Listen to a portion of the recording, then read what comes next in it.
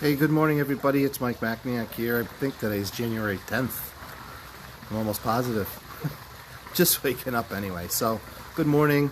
Yesterday we got to talking a little bit about guilt. I mentioned guilt a couple of times, and then I also mentioned good guilt and bad guilt. So, I wanted to make sure that I explained a little bit more of myself. I think I might have confused people. I think I confused myself a little because I've been thinking about it this morning and trying to explain it, and kept going to the idea of lying and good lies versus bad lies, and the guilt that comes along with lying.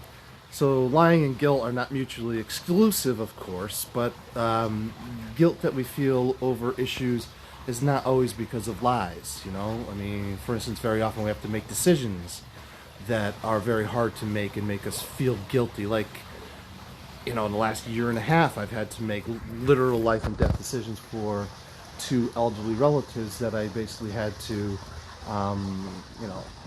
just invoke hospice care and whatnot for. But, while you feel guilty about it for a second, you know that that's the right thing to do.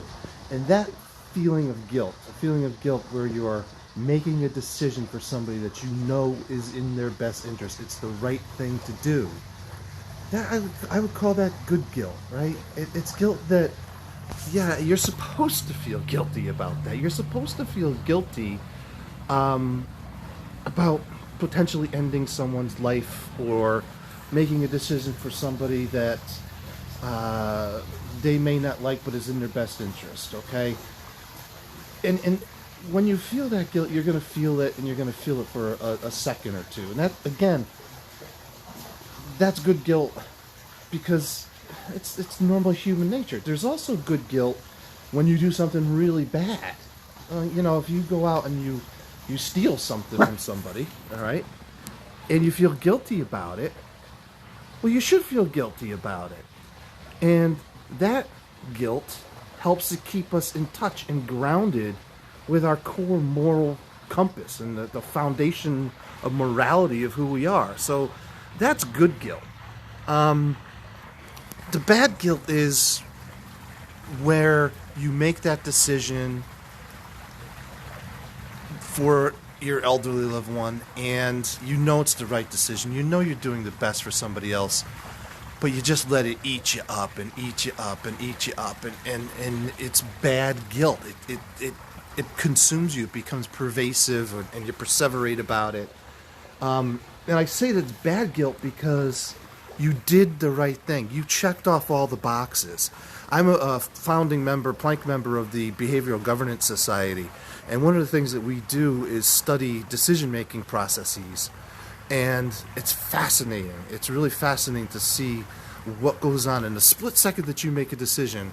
It's fascinating to see all the things that your mind goes through in order to get to that decision. Anyway, the point being that if you've checked off all the boxes and you know that you are making a decision, having crossed all the T's, dotted all the I's, and in your gut you know it's the right decision, well, that guilt that you carry should be very fleeting, very brief. And if you check off all the boxes, or if you can't check off all the boxes and you're feeling guilt, well, that's probably a good thing, and you should reevaluate your motives or your actions. So again, this concept of good guilt and bad guilt, I'm not going to get into confusing with good lies and bad lies. There's white lies, there's major lies, there's political lies that we see very often, apparently.